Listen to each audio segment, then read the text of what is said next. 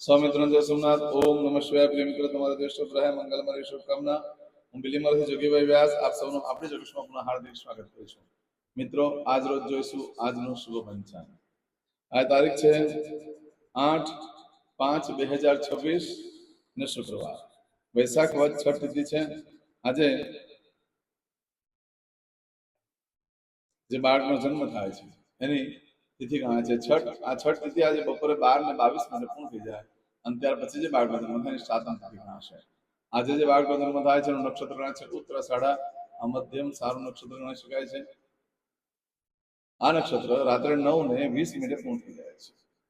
રાત્રે 9:20 પછી જે બાળકનો જન્મ થાય શ્રવણ નક્ષત્ર છે. આ શુભ છે. આજે જે બાળકનો જન્મ થાય છે ને યોગ ગણાય છે શુભ. શુભ યોગ આજે મળસ્કે 2 વાગે શરૂ થઈ આવતીકાલે મળસ્કે 2:30 પૂર્ણ થઈ જાય છે. આજે જે બાળકનો જન્મ થાય છે એનું કરણ ગણાય છે વણિજ. આ વણિજ કરણ આજે બપોરે 12:22 પૂર્ણ થઈ જાય ત્યાર પછી જે બાળકનો જન્મ થાય વૃષ્ટિ કરણ ગણાય છે. આજે જે બાળકનો જન્મ થાય છે એની રાશિ ગણાય છે ધન. ધન રાશિ દક્ષરા છે ધન રાશિનો સ્વામી ગુરુ ગણાય છે. પરંતુ મિત્રો આજે રાશિ બદલાય છે, ધ્યાન રાખજો. આ ધન રાશિ આજે મળસ્કે 1:27 પૂર્ણ થઈ જાય છે. એટલે મળસ્કે 1:27 પછી જે બાળકનો જન્મ થાય એની મકર રાશિ ગણાશે. મકર રાશિ દક્ષરા છે અને જો મકર રાશિનો સ્વામી ભગવાન શનિ છે. આ મકર રાશિ આજે મળસ્કે 1:27 શરૂ થઈ 10 તારીખે બપોરે 12:13 પૂર્ણ થાય છે. એટલે ત્યાં સુધી જેટલા બાળકોનો જન્મ થશે બધાની રાશિ મકર ગણાશે. આ રાશિ તિથિ વાર નક્ષત્ર કરવાનું બહુ જ મહત્વ છે મિત્રો. એમાં જેનો પણ જન્મ હોય એની ચોક્કસ પ્રમાણે પૂજા વિધિ કરી લેવી જોઈએ, જેથી કરીને તમારું જીવન સરળ બને. આ જે તમારા સબસ્ક્રાઇબ મિત્ર મારા ઘર પરિવારમાંથી કોઈ પણ સદસ્યની વર્ષગાંઠ છે, મેરેજ એનિવર્સરી છે, એ બધાને મારી ઘણી ઘણી શુભકામના. તમારા જીવનમાં ખૂબ પ્રગતિ થાય. ભગવાન શંકર તમારી બધી મનોકામના પૂર્ણ કરે. આજના દિવસે સવારમાં ઉઠી આજનો સૂચન કરેલું આખું વર્ષ તમારું સુંદર વ્યતીત થશે. આજના દિવસે જે કોઈ મારા સબસ્ક્રાઇબ મિત્રો યા મારા ઘર પરિવારમાંથી કોઈ પણ સદસ્ય કોઈ જગ્યાએ ઇન્ટરવ્યુ આપવા જઈ રહ્યા છે, કોઈ પરીક્ષા આપવા જઈ છે, કોઈ નોકરી ધંધા માટે જરૂર છે, આજે કોઈ યાત્રા પ્રવાસ માટે જરૂર છે, કોઈ વિદેશમાં જરૂર છે, આજના દિવસે કોઈનું ઓપરેશન હોય, કોઈનું ડિલિવરી હોય, કોઈની સગાઈ હોય, કોઈની સચીની પૂજા હોય, આવા કોઈ પણ કાર્ય તમે કરવા જઈ રહ્યા તો કાર્યમાં તમને દિવ્ય સફળતા પ્રાપ્ત થાય હું સોમનાથ દાદાને પ્રાર્થના કરું છું. આજના દિવસે આમ તો ઘરેથી નીકળો ત્યારે ખાસ કરીને આપણે જોગી એસ્ટ્રો ચેનલ પર જાઓ, પ્લેલિસ્ટમાં જઈ આજનું સુકન જોઈ લો અને આજનું સુકન કરીને નીકળો તો સારી સફળતા મળે છે. આજના દિવસમાં ઘરેથી નીકળો છો તો આજે શુક્રવાર છે એટલે માતાને, બેનને, માસીને વંદન કરીને નીકળો. આજના દિવસે ભગવાનના દેવસ્થાનમાં કોપરાનું છીણ અને સાકર દળેલી હોય તે મિક્સ કરી ભગવાનને ધરાવી અને પછી ઘરમાં બધાને વેચી દો. એનાથી ઘરમાં કંઈક શુભ લક્ષ્મીની પ્રાપ્તિ થશે. આજના દિવસે બ્રાહ્મણોને દહીંનું દાન કરવાનું બહુ મહત્વ હોય છે, જેનાથી શુક્ર પ્રદાન થાય છે, વૈભવ, સુખ, સંપત્તિ, ઐશ્વર્ય મળે છે, આરોગ્ય સારું રહેતું હોય છે. આજના દિવસે નાના બાળકોને ખાટી મીઠી વસ્તુ ખવડાવવાથી લક્ષ્મી દેવી પ્રસન્ન થાય છે. આજે પત્નીને બહાર ફરવા લઈ જવાથી પણ લક્ષ્મી દેવી પ્રસન્ન થાય છે. આજના દિવસે તમે કોઈ પણ કાર્ય કરવા માંગો છો તેના માટે પણ એક ચોક્કસ શુભ સમય છે જે આપણે જોઈએ. આજ સવારે 6 થી 10:30 વાગ્યા સુધીનો સમય શુભ રહેશે. એ જ રીતે બપોરે 12 થી બપોરે 1:30 સુધીનો સમય શુભ રહેશે. એ જ રીતે સાંજે 4:30 થી સાંજે 6 વાગ્યા સુધીનો સમય શુભ રહેશે. અને રાત્રે 9 થી રાત્રે 10:30 વાગ્યા સુધીનો સમય શુભ રહેશે. અને રાત્રે 12 થી આવતીકાલે મળસ્કે 4:30 સુધીનો સમય શુભ રહેશે. મિત્રો, આ તો આખા દિવસની શુભ સમયની વાત, પણ આજનો દિવસ કેટલો શુભ છે તે આપણે જોઈએ. આજે બપોરે 12:22 સુધી શુભ દિવસ છે.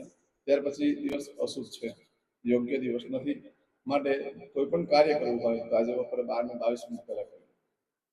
ત્યાર પછી કોઈ કાર્ય કરવા માટે યોગ્ય સમય નથી.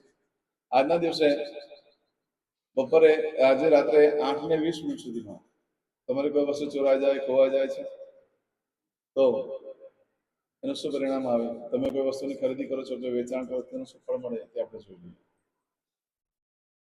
આજે જો તમારી કોઈ વસ્તુ ચોરાઈ ગઈ, ખોવાઈ ગઈ, 30 દિવસમાં મળે બાકી શક્યતા બિલકુલ ઓછી છે. આજે જે કાર્યનો તમે આરંભ કરો છો એના કાર્યમાં તમને પ્રાથમિક શારીરિક બધી જરૂરિયાતો પૂરી થશે, માનસિક શાંતિ નહીં મળે. આજના દિવસે તમે કોઈ પણ કાર્યનો આરંભ કરો છો તો આમ એકંદરે યોગ્ય છે, પણ જેમાં માનસિક ટેન્શન વધારે થતું હોય એવા કોઈ કાર્યનો આરંભ ન કરશો. આજના દિવસે ખરીદી કરવા માટે પણ ચાલે, વેચાણ કરવા માટે પણ ચાલે, વાહન મિલકત પ્રોપર્ટી વગેરે ખરીદી કરી શકો, પશુની ખરીદી કરી શકાય. આજના દિવસે નવ વસ્ત્ર ધારણ કરશો તો પિતા સાથે મતભેદ થઈ શકે, સરકારી અર્ધ સરકારી કાર્યમાં પણ તકલીફ આવી શકે છે. ભાઈઓ માટે સારું છે, એમને જે મતલબ રાજકારણમાં છે એ લોકો માટે ઘણું સારું છે. રાજકારણ વાળા આજે જો નવ વસ્ત્ર ધારણ કરે છે એ લોકોની પ્રગતિ થાય છે, સારો સમય ચાલુ થઈ જાય છે. બાકી આમ તમે કોઈ પણ નવ વસ્ત્ર ધારણ કરશો તો તમારી પર આવી તકલીફ આવી શકે સરકાર તરફથી. આવું બધું જે ફળ છે આજે રાત્રે 8:20 સુધીમાં તમને મળે. ત્યાર પછી તો સમય અશુભ છે એટલે આપણે આગળ કંઈ જોતા નથી. ચમચીમાં પાણી લઈ લો. અદ્યતન માસરમ માસોત્તમ બ્રહ્મ પવિત્ર વૈશાખ માસે સવે કૃષ્ણ પક્ષે અષ્ટમ્યાયામ ભૃગવાસરતાયામ. આજે વિડીયો પતે એટલે તરત જ મને કોમેન્ટ્સમાં તમે જે ભગવાનની પૂજા કરતા હોય નામ લખી મોકલી દો. હું તમારા માટે ભગવાનની પ્રાર્થના કરીશ. હવે દરેક જણા પોતાનું સાચું નામ બોલી દો. તમારું ગોત્ર ખબર હોય તો ગોત્ર બોલી દેવાનું.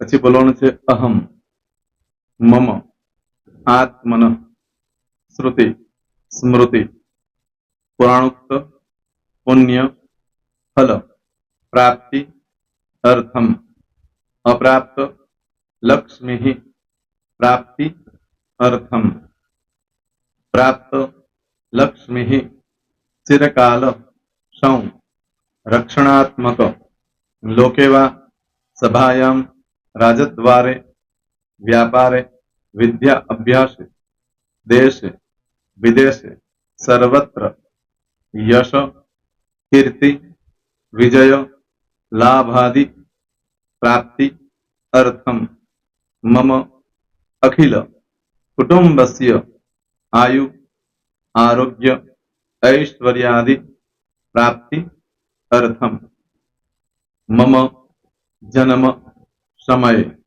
तथा च विप्र वृंदानां जन्म समय जन्म कुंडली मध्ये स्थित ग्रहः गोचर ग्रहः महादशा अंतर्दशा प्रत्यंतर्दशा तथा च योग युति दृष्टि मध्ये शुभ फल प्राप्ति अर्थम भय रोग शत्रु बाधा दोष मारण तारण मंत्र तंत्र अरिष्ट दोष पीड़ा निवृत्ति अर्थम भूत प्रेत पिशाचादि द्वारा रचित अरिष्ट दोष निवृत्ति अर्थम मम सकल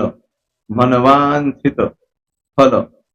और तुम्हारा मन में जे कई इच्छा हो बोली जवान.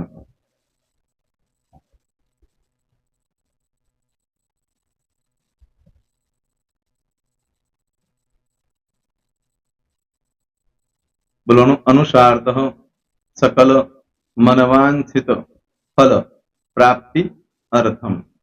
હવે જે બરકતની પૂજા વાળા છે એ લોકો તો આ બધું બોલવાનું જ હોય છે, એ લોકો માટે કોઈ સ્પેશિયલ નથી. પણ જે લોકોએ હવે જે કહું છું તે લોકોએ જ બોલવાનું, જેના લગ્ન થઈ ગયા હોય એ લોકોએ બોલવાનું છે. મમ દાંપત્ય જીવન મધ્યે સુખાકારી પ્રાપ્તિ અર્થમ પુત્ર પૌત્રાદિ સંતતિ પ્રાપ્તિ અર્થમ. આ સંતાન પ્રાપ્તિ વાળા માટે પણ આવી જાય છે એમાં. દીર્ઘ આયુ આરોગ્ય ऐश्वर्यादि प्राप्ति अर्थम तथा च. હવે જેના લગ્ન નથી થયા તે લોકોએ બોલવાનું. મમ જટટી વિવાહ યોગ પ્રાપ્તિ અર્થમ વિવાહ પશ્ચાત દાંપત્ય જીવન મધ્યે સુખાકારી પ્રાપ્તિ અર્થમ. હવે જે લોકોને સંતાન પ્રાપ્તિ નથી, જે લોકોને સંતાન પ્રાપ્તિ છે કરવી છે એ લોકોએ બોલવાનું. મમ દાંપત્ય જીવન મધ્યે સુખાકારી પ્રાપ્તિ अर्थम तथा च दीर्घ आयु आरोग्य ऐश्वर्यादि समन्वित संतति सुख प्राप्ति अर्थम. હવે જો અભ્યાસ કરી રહ્યા છો છોકરાઓ વિદ્યાર્થીઓ છે તે લોકોએ બોલવાનું છે.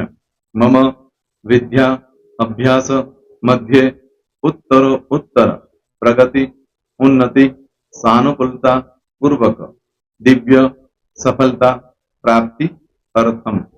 હવે જે લોકો વિદેશમાં જવા માંગતા હોય કે શીપમાં જવા માંગતા હોય, મતલબ ભારત દેશની બહાર જઈને ધંધો વેપાર કરવા માંગતા હોય એ લોકોએ, અથવા વિદેશ જવા માંગતા હોય કાયમ માટે, એ લોકોએ બોલવાનું છે.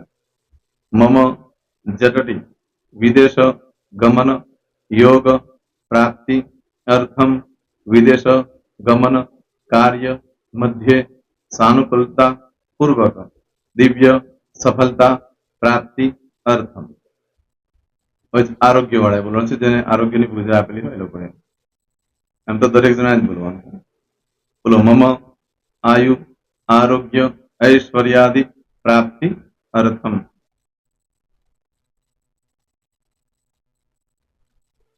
હવે દરેક જણા બોલવાનું. સકલ મનવાંછિત ફલ પ્રાપ્તિ અર્થમ અદ્ય દિને પ્રધાન દેવતાનામ નિત્ય દિન અનુસાર્ધ પૂજન અર્ચન કર્મણિ અહમ કરીશ્યે. પાણીવાળી થાળીમાં પાણી મૂકી દેવાનું છે. હવે તમારી બધી પૂજા જે મેં આપેલી છે એ પૂજા થઈ જાય, અથવા તો તમે રોજ પૂજા કરતા છો, મારી પાસેથી નથી લઈ ગયા, એ પૂજા થઈ જાય પછી ફરી પાછી ચમચીમાં પાણી લેવાનું. અહીંયા વિડીયોને સ્ટોપ કરી દેવાનું. પૂજા પતે એટલે પાછું આગળનું કરવાનું છે. અહીંયા વિડીયો સ્ટોપ કરી દેવાનો અને પૂજા પતે એટલે બોલવાનું છે.